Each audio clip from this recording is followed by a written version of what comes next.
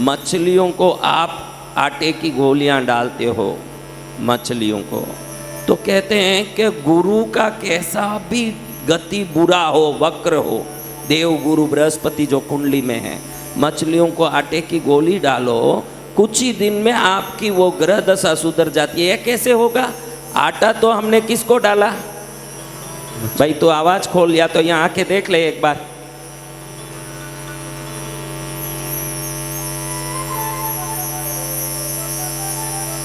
ये कैसे होगा भाई? मछली को आप दाना डाल रहे हो और आपका देवगुरु ठीक हो जाए, ये कैसे होगा?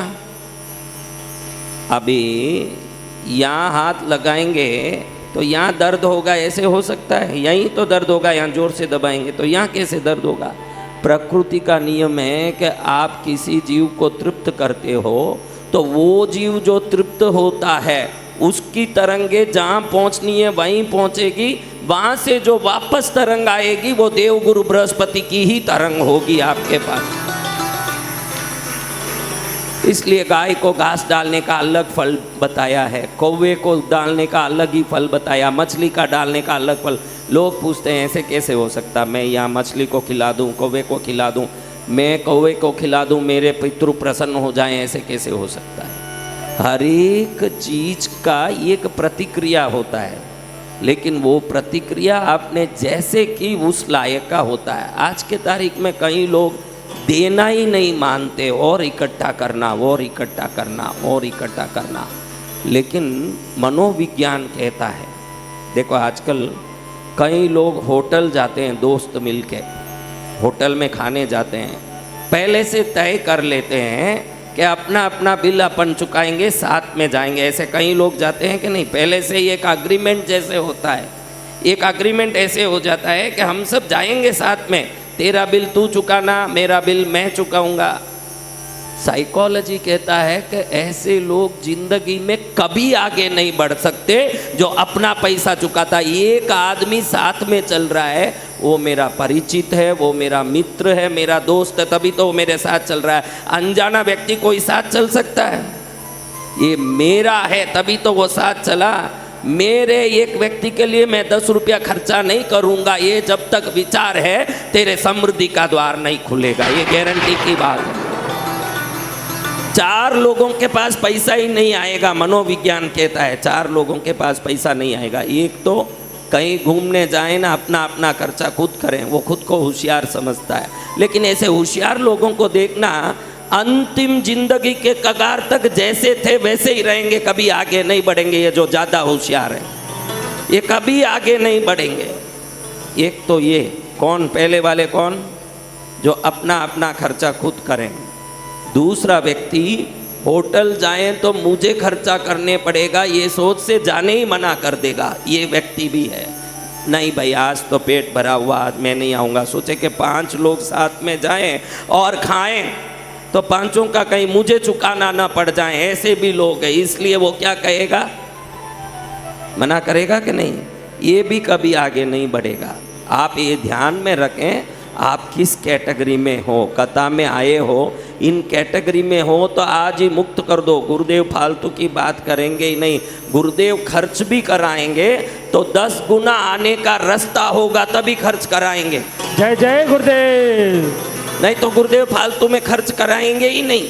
सत्य वचन गुरुदेव। पहला आदमी वो जो कहीं भी जाए तो मेरा जितना है मैं चुकाऊंगा, तेरा तू चुकाना। ऐसे आप में कहीं बैठे हैं, ऐसे आप में कहीं बैठे हैं, तेरा तू खर्च ले, मेरा मैं खर्च ले। जो तेरा मेरा करता है वो बड़ा आदमी नहीं बन सकता। दिल जब खोल देता है तो प्रकृति उसके लिए खजाने का द्वार खोल देती है, ये नियम है। जय जय गुरुदेव। तेरा मेरा कोई भी आदमी बता जो तेरा मेरा करे लेकिन अंबानी बना है, ऐसा एक आदमी बता दें जो तेरा मेरा करता है, अदानी बन गया भाई, बड़ा आदमी बन गया। तेरा मेरा जो मूत में मछली पकड़ेगा वो मरा हुआ मछली पकड़ेगा, कभी कुछ नहीं कर पाएगा। मछली पकड़ना तो समुद्र में तू एक इडली डोसा में क्या बचा लेगा किसी को खिला के? बचाना हो तो 10,000 करोड़ बचने की कोई तरीका हो तो ढूंढ। एक आदमी को खिला के तू 50 रुपया बचा देगा, उस 50 से तो तू कभी सुधर नहीं सकेगा जीवन में। मैंने 2 व्यक्ति बताए। पहला व्यक्ति तो वो जो हर बात में तेरा हिसाब मेरा हिसाब अलग अलग ऐसे कहता है। क्या कहता है? अलग अलग। मुश्किल है भाई, इसमें बोलना मुश्किल है। और ये दो भाई आए हैं, कुछ भी कहें राम जाने, इनको कौन समझाएगा, कुछ मुश्किल का काम। कल अच्छा ही, अभी खराब ही रोज होता तो बात अलग, भाई खराब है कह सकते हैं। कल अच्छा ही सुनाई दे रहा था कि मनमानी करेंगे।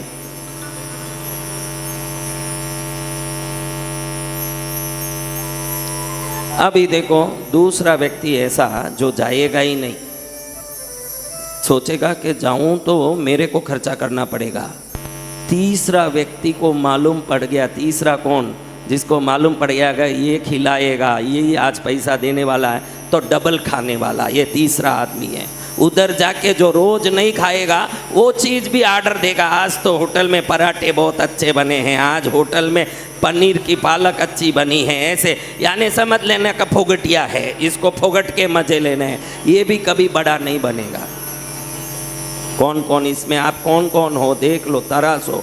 अगर ऐसा कुछ है तो आज ये गुण सुधार दो, क्योंकि जब तक हम पैसे संबंधी बातों का हिसाब किताब करेंगे, प्रकृति भी आपको देने के लिए हिसाब किताब करती ही रहेगी, बराबर व्यवस्थित करेगी प्रकृति। जब तक आप हिसाब किताब करते हो प्रकृति भी करेगी वो हिसाब किताब। जैसे आप हो वैसा आपका जीवन होगा, जैसे आपके विचार हैं वैसे आप समृद्धि और सुख प्राप्त करोगे। ज़्यादा होशियारी दिखाओगे समृद्धि में, आज तक इस दुनिया में जो भोलेपन से खर्च किए वही बड़े आदमी बने हैं। ये होशियारी से कंजूसी किया वो बड़े आदमी बने नहीं। जो भोलेपन से खर्च किए वो बड़े आदमी बन गए। जो कंजूसी करके समेट समेट के रखा वो जहाँ है वहीं बैठा है। या तो वो आगे नहीं बढ़ेगा या बढ़ा तो भी वो धन उसको सुख नहीं देगा। दोनों में एक बात गारंटी है, खाली धन चाहिए कि सुख भी चाहिए। तो तीसरे व्यक्ति ऐसे हैं जो देखते हैं कि भाई वो खिलाएगा तो भरपूर खाओ। चौथा कौन महाराज? चौथा वो जब बिल देने का टाइम आए ना तब हाथ धोने के लिए जाएगा वॉश बेसिन बाथरूम की तरफ, भरपूर बैठ के खाएगा व्यवस्थित। जब भी बिल आएगा तो उठ के जाएगा हाथ धोने। उधर से ही दर्पण, जो बाथरूम में दर्पण लगा है, काउंटर दिखेगा होटल का, वहाँ से देखेगा कि फलान चंद जी चुका दिए, उसके बाद ही इसका हाथ धुलेगा, उसके बाद ही पहुँचेगा ठिकाने। है कि नहीं ऐसे लोग? बताओ आप। सत्य ये सब होशियार नहीं है, मूर्ख हैं। ये कौन है? मूर्ख। तुम समझोगे कि ये होशियार लोग हैं, देखो कैसे पैसे बचा लिए। इधर बचाने की बात नहीं है, ये घुमाने की बात है। जब आप देते हो तो लेने की ताकत बढ़ाते हो न, जब छुपाते हो तो लेने के रास्ते बंद करते हो आप जीवन। सत्य वचन सदगुरु भगवान। इतना ध्यान रखो कि भाई मुझे मेरी मस्ती से जीना है। पहले पैसा जरूरत नहीं है, मस्ती जरूरत है। जिस दिन मस्ती आ जाएगी खाने की, खर्चने की, जीने की, जी के दिखाने की, उस दिन पैसे भी आ जाएंगे जीवन में। जय जय गुरुदेव। और मस्ती आना है। क्या आना है? मस्ती। हमारे में मस्ती नहीं है। वो 100 रुपये को बचाने के चक्कर में इतनी छाती गट करते हैं कि रोम रोम बंद हो जाते हैं। जब ये रोम द्वार अपनी होशियारी से बंद हो जाते हैं, समृद्धि के दरवाजे भी बंद हो जाते हैं। समझ रहे हो मेरी बात?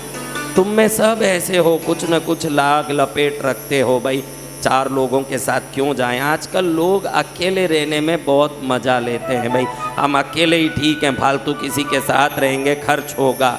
लेकिन 10 लोगों के लिए खर्च करने की जिस दिन मन में आ गई तो 1000 लोगों के लिए खर्च करने की ताकत भगवान आपको दे देंगे उस दिन।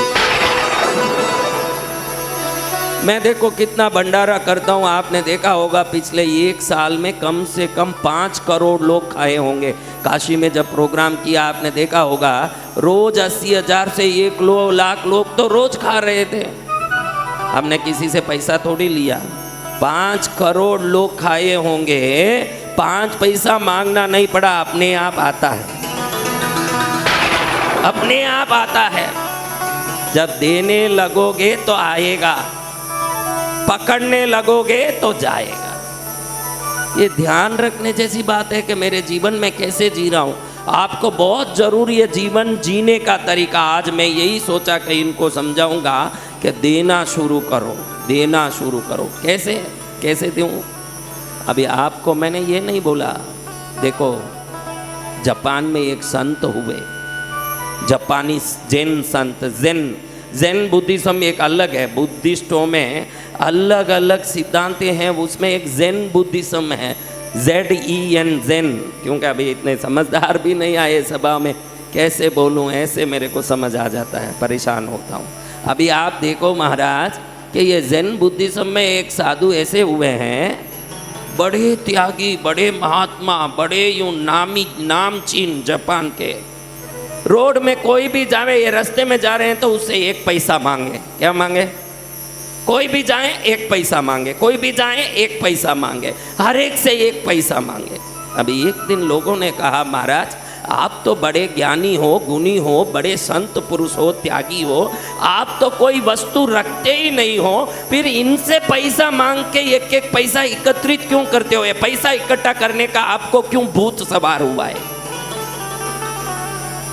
तो महाराज कहते हैं, वो बुद्ध सन्यासी कहते हैं, भाई इनसे पैसा मांग के मैं कहाँ पैसा इकट्ठा कर रहा हूँ। ये लोग सोच रहे हैं कि पैसा रखने से पैसा बढ़ता है। मैं इनसे 1-1 पैसा लेके इनका पैसा बढ़वा रहा हूँ, क्योंकि ये देना सीखेंगे तब बढ़ेगा, ये देंगे तब बढ़ेगा, और ये देंगे नहीं तो वैसे ही रह जाएगा। तो मैं आशीर्वाद ऐसे कैसे दूं? इसलिए मैं आशीर्वाद देने के लिए इनसे पैसा लेता हूं। जब भी ये देते हैं इनकी समृद्धि बढ़ती है, और ऐसे मैं इनका समृद्धि बढ़वा रहा हूं, ऐसे बोलते हैं वो संत। क्या कर रहे हैं? वो पैसा ले नहीं रहे, उनको अनंत गुना बनने का आशीर्वाद दे रहे हैं। वो ऐसे कह रहे हैं, क्या कह रहे हैं? हाँ, आशीर्वाद देने से देने से देने से। देखो, हमारे दक्षिण में एक बड़े कलाकार हुए हैं, बहुत प्रसिद्ध हैं। उनका नाम था NS कृष्ण। बड़े पुराने चित्रों के कॉमेडियन हुए हैं। आज उनके नाम में तमिलनाडु गवर्नमेंट ने बड़े बड़े इमारत, बड़ी बड़ी प्रतिमाएं बना के लगाई है। क्या वो बड़े कलाकार थे इसलिए लगाई? बड़े दानी थे वो है, कोई भी सामने आके खाली नहीं जा सकता था। किसी कारण से किसी शत्रु ने उनको षड्यंत्र से कोई हत्या केस में फंसा दिया। करोड़ों कमाने वाला कलाकार था, लेकिन जेल में जाना पड़ा तो मुकदमे में, वकीलों में, मुवक्किलों में पूरा खर्चा करके दिवालिया निकल गया। जब वो जेल से वापस लौटा हुआ आदमी, हाथ में कुछ नहीं था, उधारी हो गई, उल्टा हो गया। जो करोड़ों में खेलने वाला प्रसिद्ध कलाकार था, गली में आके खड़ने की नौबत आ गई। घर में बैठा है, पत्नी पास में खड़ी है। पत्नी ध्यान रखे कि ये आदमी बड़ा देने वाला है, कहीं उल्टा सीधा दे के और नुकसान न कर दें। पत्नी पास में ही खड़े, ध्यान दें। एक आदमी आया, अंदर घुस के कहता है, साहब 100 रुपये की तकलीफ है, 100 रुपये दीजिए ना। अब ये खुद ही डूबा हुआ है, जेल जाके आया है, करोड़ों रुपया जेल में खर्चा कर दिया, नुकसान हो गया, एकदम इतना दुखी है कि पूछिए मत उसके मन की दुख की हालत। क्योंकि वर्षों तो जेल में बिताए पड़े, पैसे तो गए ही, इज्जत भी गया, कोई पूछने वाला नहीं, दुनिया भर के शत्रु। अब उसका मन कैसा होगा महाराज? अब उस समय में आप हो उस जगह और कोई आके पैसा मांगने आए तो आप क्या बोलोगे महाराज? बोलिए, क्या बोलोगे? जा भाई, मैं ही मिला तुझे, पैसा मांगने जा, रास्ता देख, मैं ही अपने ठिकाने हूँ, बोलोगे कि नहीं? ये सोचे कि 100 रुपया तो देना है, कैसे भी दे दूँ। 100 रुपये का क्या है, कैसे भी दे दूंगा। 100 रुपये तो मेरा गर्दन काटना पड़े तो चले, लेकिन मांगने कोई गरीब आया उसको मना कैसे करूं, ऐसे सोचता है। लेकिन पास में पत्नी खड़ी है, वो देने नहीं देगी। वो भी बहुत बड़ी एक्ट्रेस थी, कन्नाम्बा करके, बहुत बड़ी, मधुरम उसका नाम था, मधुरम लेडी। पति पत्नी दोनों एक्टर थे, बहुत प्रसिद्ध दक्षिण के। तो देखे कि पत्नी देने नहीं देगी, अब कैसे करें? उस आदमी को इन्होंने बोला, देख भाई, पैसे तो नहीं है, लेकिन मैं कचरा डब्बा है ना, इसको बाहर डाल के, कचरा डाल के, बराबर देख के डालना, कचरा डाल के जा तू। ऐसे वो सोचे 100 रुपया मांगने आया, 100 तो दिया नहीं, मेरे से कचरा डलवाएगा, बड़े गुस्से से। लेकिन अब बोला है तो क्या करें, ये कचरा डब्बी ले जाके बाहर उंडेला बोला था कि देख के डालना, देखा तो उसमें 100 रुपये का नोट डाल के बाहर भेजा था। पत्नी को भी मालूम ना पड़े लेकिन दान देना ही है। ऐसे लोगों की कहानी, वो मर के कहीं 50 साल हो गए, आज भी अमर हो गया नाम, इसलिए मैं ये सभा में बता रहा हूँ। अगर अमर नहीं होता वो नाम, उसका उल्लेख कौन करता भाई? जेब में रखे हुए कंजूसों की गुणगान नहीं की जाती, ऐसे लोगों की गुणगान होती है जो खुद को खाने तकलीफ पड़े लेकिन 100 रुपया कचरा डब्बी में डाल के भेज दिया। उसका नाम देखो आज भी लिया जाता है। देते हैं तो मिलता है, जरूरी नहीं कि वो पैसे के रूप में ही वापस मिलेगा। वो मर गया है, आज भी यश के रूप में उसके दिए हुए पैसे वापस मिल रहे हैं, हम जैसों के मुख से शब्द बन के मिल रहे हैं। आज भी मिल रहा है वो ब्याज। कब का मर चुका होगा, कब का खत्म हो चुका होगा वाइट एंड ब्लैक पिक्चर का आदमी, अब कहाँ रहेगा वो ब्लैक एंड वाइट पिक्चरों में एक्ट करने वाले आदमी का। आज तक वो 100 रुपये की बात चल रही है, यानी कितना ब्याज मिल चुका होगा उसको, देखो दिए हुए का। हाँ? एम.एस. सुब्बुलक्ष्मी का नाम कितने लोग जानते हैं? जो सिंगर थी एम.एस. सुब्बुलक्ष्मी, शास्त्रीय संगीत में आज विश्व की धरोहर बनी। हमारे भारत सरकार ने जो अमूल्य सम्मान है भारत रत्ना, भारत रत्ना से एम.एस. सुब्बुलक्ष्मी का सम्मान किया। इतनी बड़ी गायिका हुई है एम.एस. सुब्बुलक्ष्मी। शास्त्रीय संगीत में आज बालाजी का जो तिरुपति बालाजी नाम सुना होगा, उसका जो सुप्रभातम है, सुबह सुबह भगवान को उठाते हैं, पूरे विश्व में प्रसिद्ध है बालाजी का सुप्रभातम। इसको गाने वाली एम.एस. सुब्बुलक्ष्मी ही है। आज करोड़ों घरों में दक्षिण में ये रोज सुबह चलता है सुब्बुलक्ष्मी का गीत। इनके पति हुए हैं सदाशिवम, जो बहुत बड़े साप्ताहिक पत्रिका निकालते थे एक जमाने में। साप्ताहिक पत्रिका निकालते समय इतना नुकसान हो गया कि पत्रिका कैसे चलाएं, ऐसा हो गया हालत। लेकिन पत्रिका बंद कर दें तो करोड़ों का नुकसान हो जाए, चलाएं तो हर हफ्ते लाखों का उधारी लेना पड़े। तो उधारी ले लेके चला रहे थे। कब डूब जाएंगे कोई गारंटी नहीं, कब डूब जाएंगे, कब क्या होगा कोई गारंटी नहीं। हर हफ्ते लाखों रुपया, आज से 50 साल पहले उधारी लेके पत्रिका चला रहे थे। कितना उधारी? एक दिन उनके ऑफिस में उनके काम करने वाला एक कर्मचारी आके सदाशिवम को नमस्कार करता है। भाई साहब, मेरी बेटी की शादी है, आप 50,000 देंगे तो मेरी घर की शादी अच्छे से हो जाएगी। आपके यहाँ 15 वर्षों से काम करता हूँ, आपके भरोसे ही हूँ साहब। सदाशिवम ने अपने अकाउंटेंट को बुलाया, अकाउंटेंट को बुला के बोला इसको 50,000 दे दीजिए। अकाउंटेंट बोलिया कि जेर खाने भी पैसा नहीं है, आपको मालूम है कि हम तो उधारी लेके चला रहे हैं, हम ये उधारी लेके काम चला रहे हैं, आप इसको 50,000 देने बोल रहे हो, हम 50,000 कहाँ से लाएं? अगर दे भी देंगे तो हमारे को और 50,000 की नुकसान हो जाएगा। सदाशिवम ने कहा देख, हर हफ्ते कितना ले रहे हैं? ओके, 5 लाख हर हफ्ते अभी उधारी लेनी पड़ रही है पत्रिका चलाने के लिए। तो सदाशिवम कहते हैं कि ये मेरे भरोसे इधर काम करता है, इसकी बेटी के शादी में सहयोग करना मेरा धर्म है, और मेरा कितना भी नुकसान हो मैं इसको नुकसान होने नहीं दूंगा। अगर मैं हर हफ्ते 5 लाख किसी से उधारी ले सकूं, इतनी ताकत रखता हूं, तो 5,50,000 लेने की भी ताकत रखता हूं। 50,000 दे दो इसको। समझ रहे हो मेरी बात? आपके जीवन को टटोल के देखना कि जिंदगी कैसी है। अगर आप दुखी हो रहे हो कहीं ना कहीं से, तो अंदर के आपके स्वभाव और सिद्धांत आपको दुखी कर रहे हैं। धर्मशास्त्र ये नहीं कहता कि तू पूरी दुनिया पर लुटा दे, दुनिया खुश रहे। धर्मशास्त्र कहता है कि दुनिया पर जब तू लुटाएगा तू खुश रहेगा। ध्यान रखना, तेरी खुशी के लिए धर्मशास्त्र दान करने कहता है, सामने वाले की खुशी के लिए नहीं है। इसमें खुशी आपकी बढ़ेगी, आपकी समृद्धि बढ़ेगी। जब भी आप देना शुरू करते हो, लेने की ताकत आपकी बढ़ती है। किसकी बढ़ती है? कभी कोयम्बतूर गए हो? कौन गए हैं कोयम्बतूर? दक्षिण का, भारत का मैनचेस्टर माना जाता है। इंडिया मैनचेस्टर, भारत का मैनचेस्टर है तमिलनाडु का कोयम्बतूर। उसमें एक कॉलेज है, बहुत प्रसिद्ध कॉलेज है आज के तारीख में, PSG कॉलेज।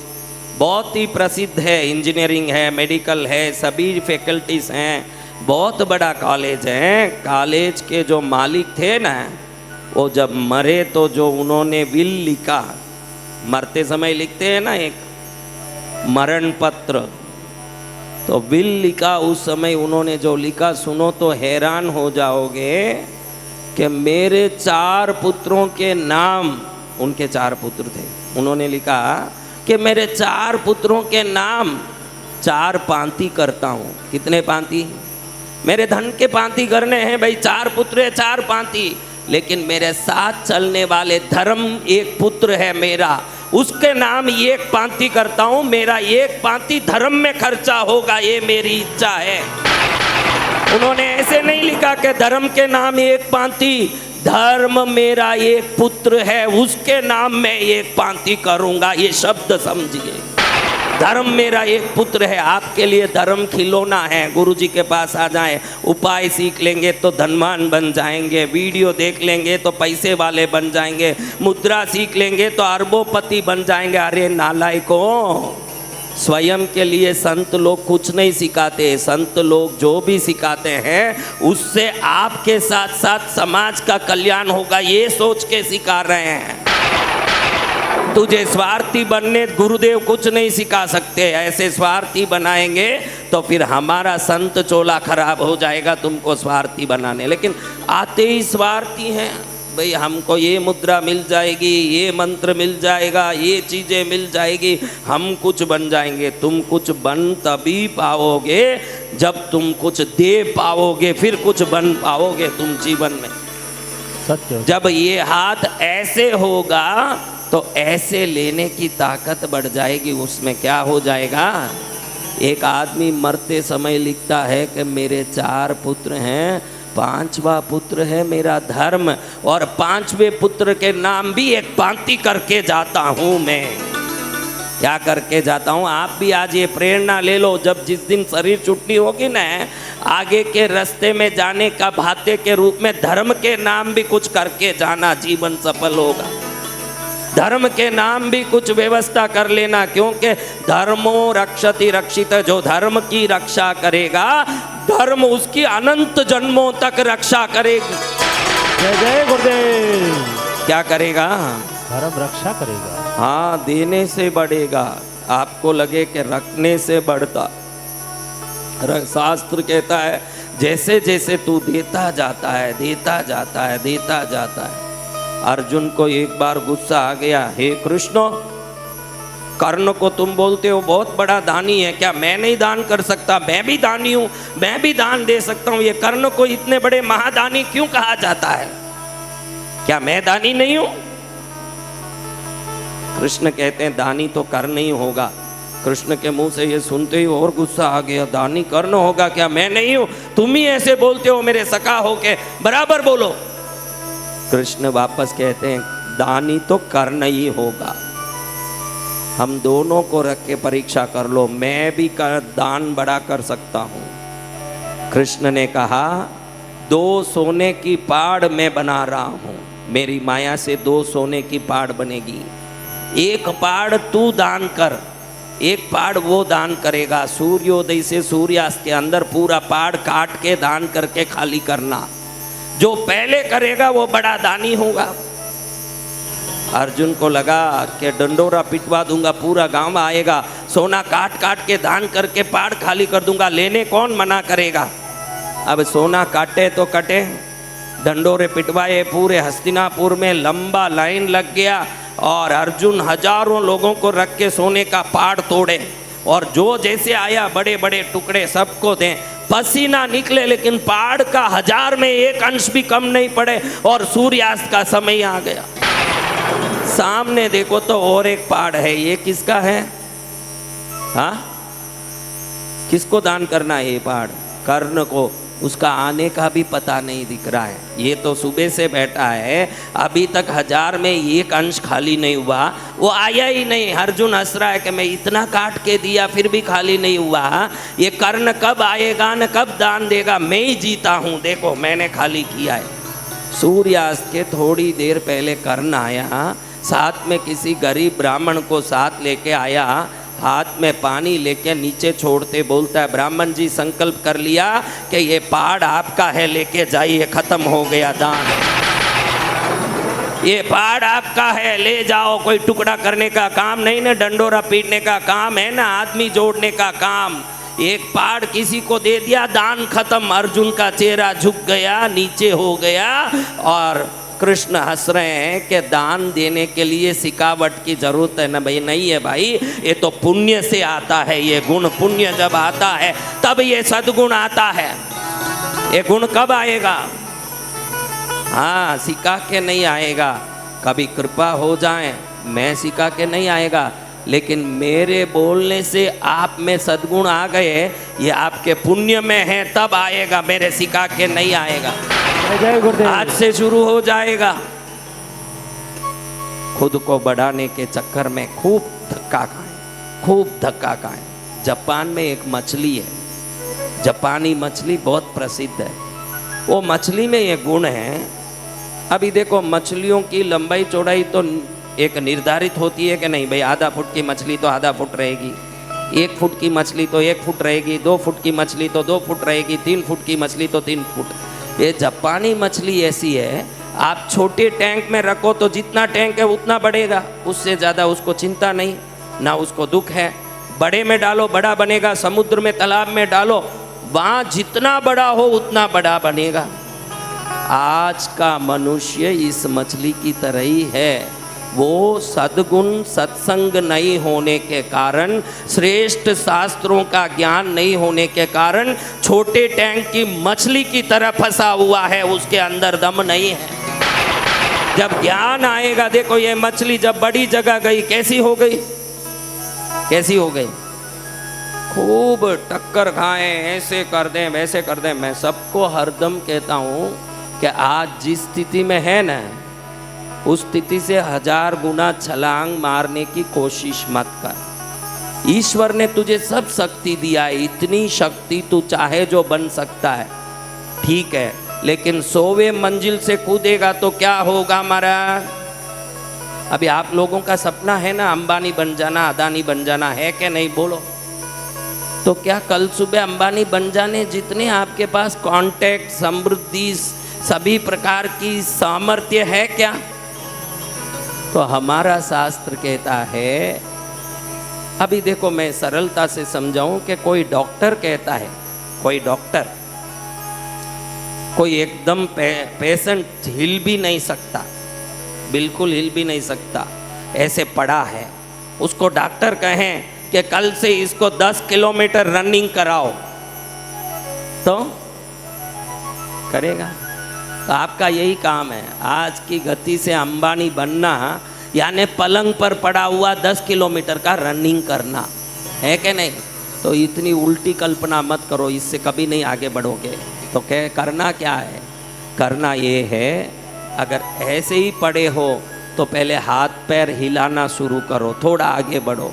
अगर हाथ पैर हिलने शुरू हो गए, थोड़ा सा पलंग पर बैठने की कोशिश करो। अगर पलंग पर बैठना शुरू हो गया, सोफे पर बैठने, कुर्सी पर बैठना शुरू करो। जब कुर्सी पर बैठने जितने सामर्थ्यान हो गए, खड़े होने की कोशिश करो, और जब खड़े होने जितनी कोशिश हो गई, चलने की कोशिश करो, और जब चलने जितना सामर्थ्य आ गया, दौड़ने की कोशिश करो, और जब दौड़ने जितनी सामर्थ्य आ गई तो 10 किलोमीटर की दौड़ भी लगा लोगे। ये तरीका है। जय जय गुरुदेव। आज ये नहीं कहता आपको कि 10 करोड़ रुपया दान कर दो, 10 रुपये 5 रुपये रोज दान करना शुरू करो। कितना? 10 रुपये 5 रुपये दान नहीं कर सकते ऐसे कोई यहाँ नहीं है। महीने का 150 खर्च नहीं सकता ऐसा यहाँ कोई बैठा ही नहीं है। ऑटो रिक्शा वाला भी यहाँ से वहाँ जाने आजकल 100-150 रुपया लेता है, उसमें से 5 रुपया खर्च नहीं सकता। तो 5 रुपया तो कोई खर्च सकता है। आप में ऐसा कोई व्यक्ति नहीं है जो नियमित रोज दान करता हो। रोज खाने वाले कितने हैं नियमित? महाराज जितने बैठे हैं सगले ही नियमित खाते हैं, नियमित सोते हैं। हमको नियमित हमारे मन मुताबिक जीना है, खाना सोना फिरना। नियमित धर्म को नहीं श्रवण करना, नियमित धर्म का आचरण नहीं करना। जिस दिन नियमित धर्म को संभालोगे, धर्म नियमित रूप से आपको संभालना शुरू कर देगा। उस दिन धर्म आपको संभालेगा। आप धर्म को संभालो तब तो हो। 5 रुपया भी रोज दान करे तब तो हो। महाराज जी कल कोई आके मेरे को बोल रहा है, कोई बाहर का था, जमीन का व्यापार करता है। मेरे को तो क्या बोलेगा, मेरे पास कोई नहीं आ सकते। मेरे लोगों को बोल रहा है कि हमारे काम फंसे हुए हैं, अगर काम हो जाए तो महाराज जी का हमारे गांव में 10 करोड़ की कथा कराएं। अरे भाई तुझे कौन सोए हुए को उठ के 10 किलोमीटर कूदने बोल रहे हैं? पहले सोया हुआ है तो थोड़ा हिल के तो दिखा, उठ के बैठ के तो दिखा। आज की स्थिति से 5 रुपया भी दान करके दिखा। 50 करोड़ कराने की ताकत भगवान तो देख लेंगे कि कब देगा। जय जय गुरुदेव। तू आज 500 रुपया रख के 5 नहीं दे सकता। तेरी क्या गारंटी है कि तुझे 500 करोड़ आने के बाद तू कुछ करेगा? तेरे पास टाइम कहाँ रहेगा फिर कुछ करने के लिए? सत्य वचन सदगुरु भगवान। कब करेंगे हम सत्य कार्य, श्रेष्ठ कार्य कब करेंगे? थोड़ा आगे बढ़ना है। जहाँ भी आप खड़े हो आज थोड़ा आगे बढ़ना है। क्या करते हो आप में? क्या नियम है? बराबर रोज गाय को घास डालने वाले 30 दिन कौन है?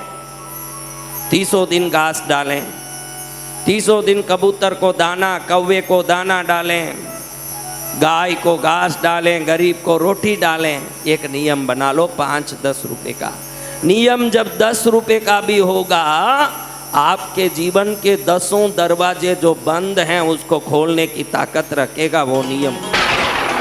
क्या करेगा? क्या करेगा? ऐसे लोग हैं भाई, देखो लोग आप सुनोगे तो आश्चर्य में पड़ जाओगे कि ऐसे ऐसे त्यागी इस संसार में हैं। केले का झाड़ देखा है आपने? केले का झाड़, अगला झाड़ कब आता है बताइए? केले का अगला झाड़ कैसे आता है? पहला कटता है, वो स्वयं कट के अपने संतान को जीवन देता है। आपको इतना भी नहीं कहता कि तू मर के अपनी संतान को आगे बढ़ा। जिंदा है थोड़ी राई जितनी भी सेवा कर ले, ऐसे बोलता हूँ। जिंदा है थोड़ा राई जितनी सेवा कर ले, केले का झाड़ बन जाएगा तो कल्याण है। देखो भगत सिंह जी हुए, कोई भगत सिंह जी हुए हैं?